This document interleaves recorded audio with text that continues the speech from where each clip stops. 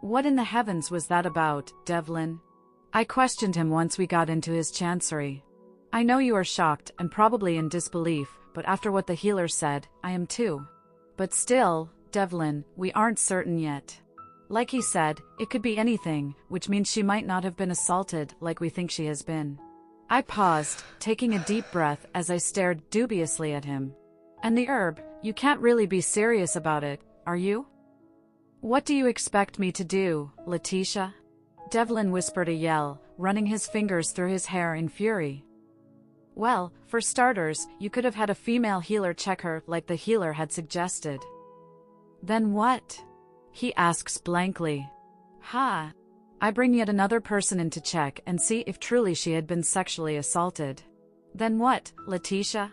It's more than enough that the healer and the maids present already knows about this. We don't need to add one more person to it, Letitia. Don't you understand that?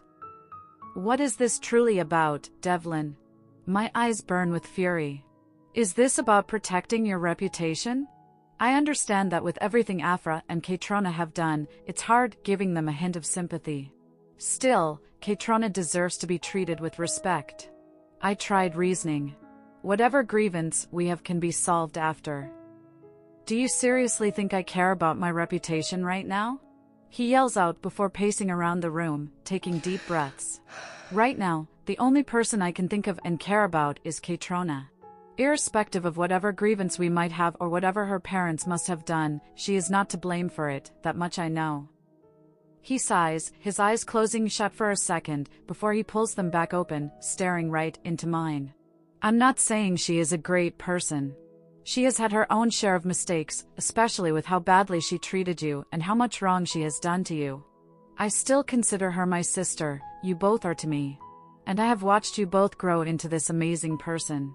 Kaytrona might be bratty, self-righteous, and obnoxious, but there had been a time when you two were inseparable. He was right about that. There had been a time when Kaytrona and I were closer than ever. We did absolutely everything together. You couldn't find Kaytrona without finding me beside her, and vice versa. But once we clocked past 10 years of age, we began to grow distance with the years that passed, till we finally grew apart. And to this day, I had no idea why.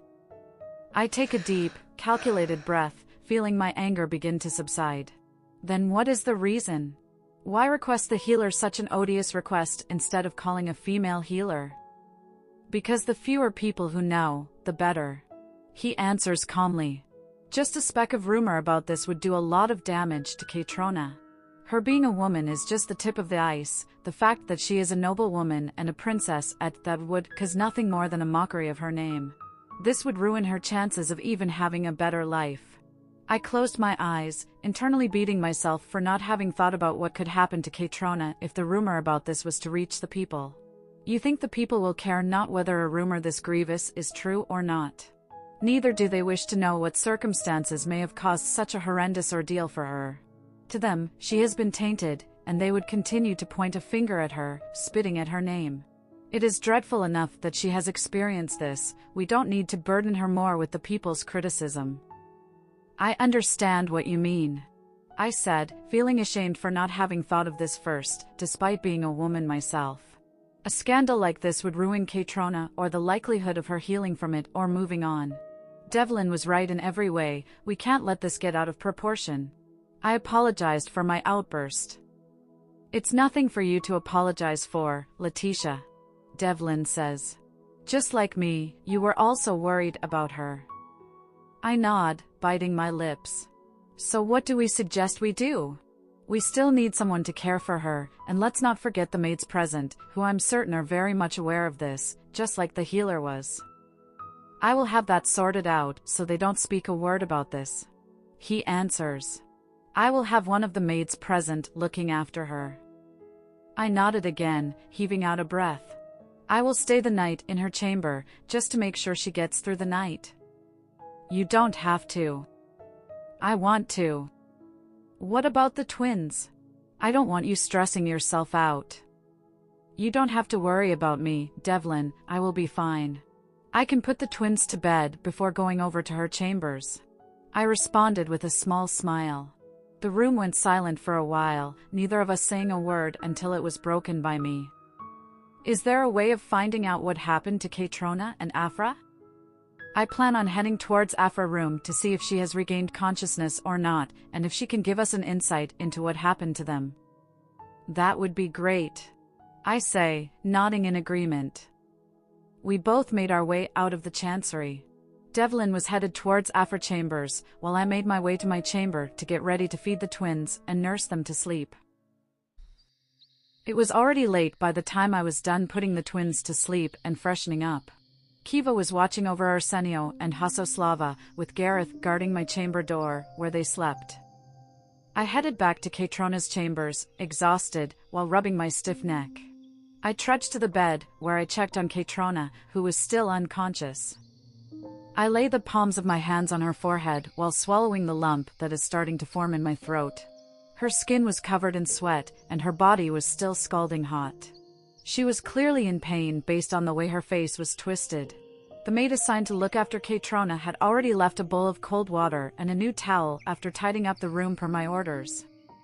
I started wiping off the sweat that had collected on her body using the water in the basin by the side of the bed. She stiffened and tensed all over as I patted the sweat off her forehead. This made me pause for a moment before cautiously moving on.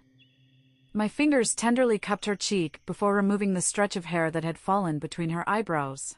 I continued patting everything I could see with the chilly towel before letting it go and sighed. My body felt weary and weakened. I checked her temperature again to see that it had dropped, but I knew she would soon start perspiring. My eyes drifted close, only for me to snap them back wide open, trying to wake up from the sleep. It wasn't until a moment later that I see her begin to stir, her eyelashes fluttering open. With a dazed look, her eyes settled on me. I let out a small smile, knowing that she had finally regained consciousness. "I'm so glad you are awake," I whispered, smiling softly at her. "You gave us quite the scare, you know, but it's all going to be fine." Her eyes turned blurry and her lips parted, moving, yet I couldn't make out a word. She tries again to say something, yet no words come out. "It's okay, don't force yourself," I said, stopping her when she wanted to try again to speak. "Your body is still weak and needs to recover, so don't force yourself to speak." I walked over to where the grinded herb was, picking up the bowl of tonic. "Have this," I gestured, passing her the bowl. "The healer has requested you take this for the pain." She fixed her eyes on my face for a little moment, as though she were observing my emotions, before hesitantly taking the bowl from me. She drank the medicine, squeezing her face at the bitter taste. Finishing the contents, she pushed them back to me, and I collected them, placing them back on the table.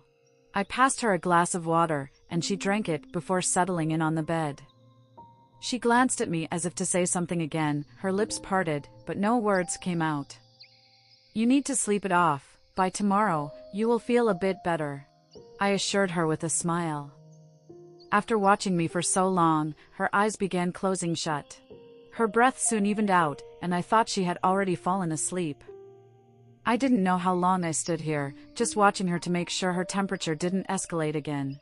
When I was certain that it was normal, I began making my way to the couch when her hand tightened on mine, her eyes snapping open, and I stopped, glancing back at her. Although she was looking at me, I don't think she was able to recognize me. "No," she croaked, her voice barely audible. I paused, staring at her. Her face crumbled, and tears filled her eyes. "No, please," she muttered, her voice breaking and filled with anguish. "Please," she mumbled, tears leaving her eyes as she drifted off to sleep, her hand still holding mine. I stood frozen, shocked at the raw terror I heard in her voice, knowing she was reliving what had happened to her. My throat closed up, and I felt my eyes stinging as well. Taking several calming breaths, I felt the anger surge up in me once more. My fists were clenched tightly, and my body trembled. Whoever did this was going to pay. "You know you don't have to do this." With crossed arms, Devlin stares at me with an expression full of worry. "You have done more than enough for Katrona. You don't need to force yourself to look after her or Afra. They both don't deserve your kindness, not after everything they put you through. Not until they apologize, and even if they do, you are allowed to be angry. You know that, right, Letitia? You have said this more times than I can count. I smiled, knowing how genuinely concerned he was. You are right, I don't have to forgive them, and honestly, I haven't. But right now, I doubt whether my anger or resentment matter. They both seem to have gone through something far worse than I have, something that seems far more incurable. So you still want to do this? I shrugged. Not sure. But for some reason, you seem to suspect Afra. There is no better way to go over this than to listen and hear how credible her words might sound. Besides, you weren't able to speak with her yesterday because she was still unconscious, I said calmly, despite my feelings being a mess. I dreaded seeing Afra again, not after the past we have together and the secret that Devlin revealed just 2 days ago. The last time Afra and I had seen each other was during the course of my birthday celebration, with her scheming with Leandros and Kaitrona to have me dethroned and sent away from Nisha. So much had changed during that time. Leandros was dead, Kaitrona and Afra went missing afterwards, only to turn up months later looking far worse than anyone could have ever thought. A complete shadow of themselves. At one point, I had thought of this as karma coming back to repay them for everything they had done, yet another part of me couldn't help but berate myself for even thinking this way. No one was deserving of such affliction, not even an enemy of mine. Why don't we get this over with? Devlin says, snapping me out of my thought, and I gave him a nod, letting him know that I was up for it. For some reason, I didn't mind taking care of Kaitrona.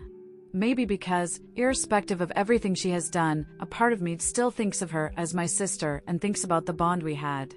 Maybe that was why seeing her hurt broke my heart more than I thought it would, and I find myself slowly letting go of the anger.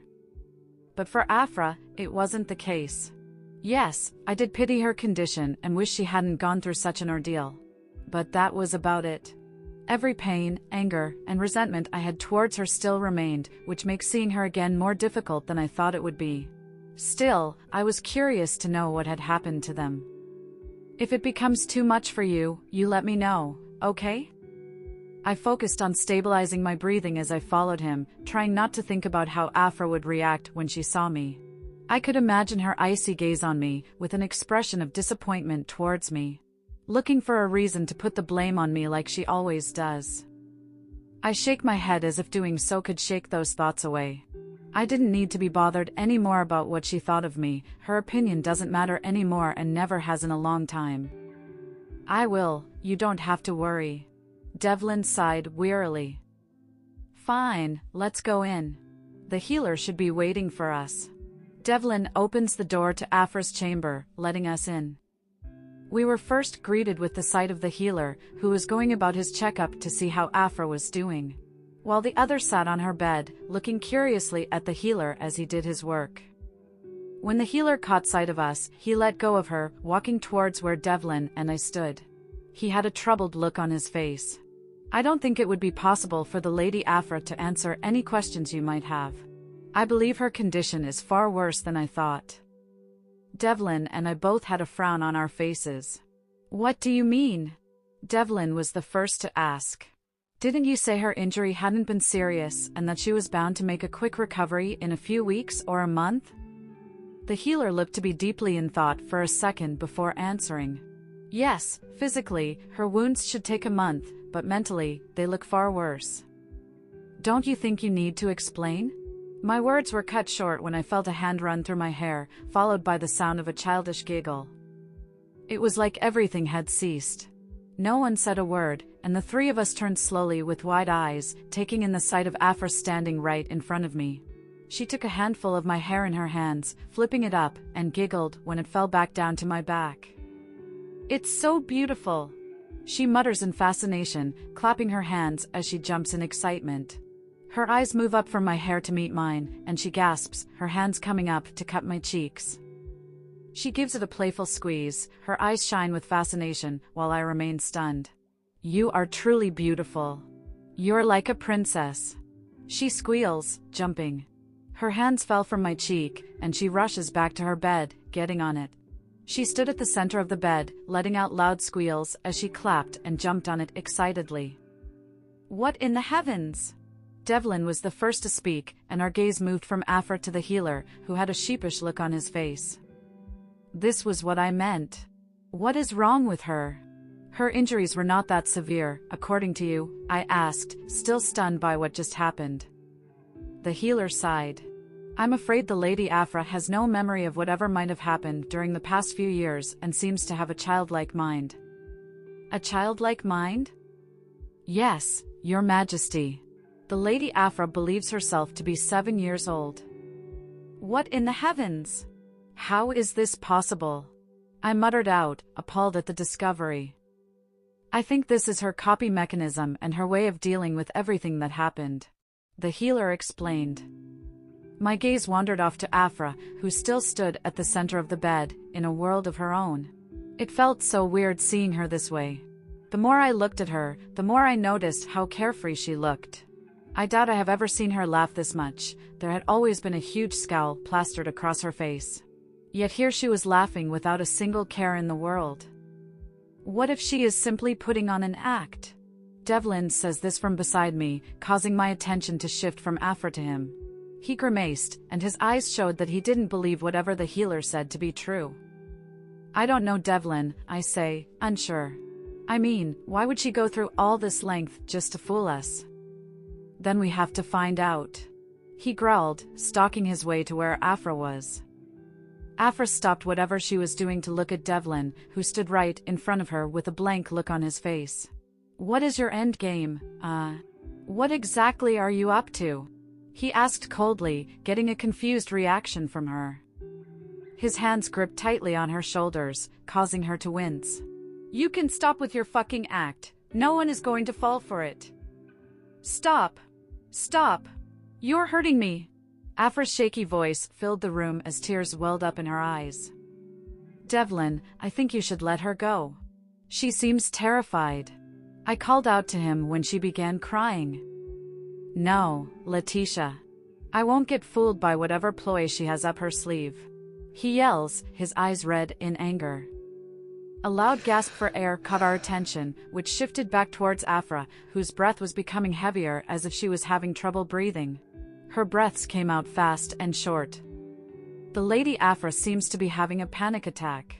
The healer says this, rushing over to her side. Devlin's arms fell off her shoulders, alarmed by this. Afra fell to her knees on the bed, trying to gasp for air. She seemed like she couldn't breathe at all. The healer was quick to help her, regulating her breath and trying to calm her down. And slowly she began to de-escalate as her breathing returned to normal, before falling back on the bed, losing consciousness. What in everything holy just happened?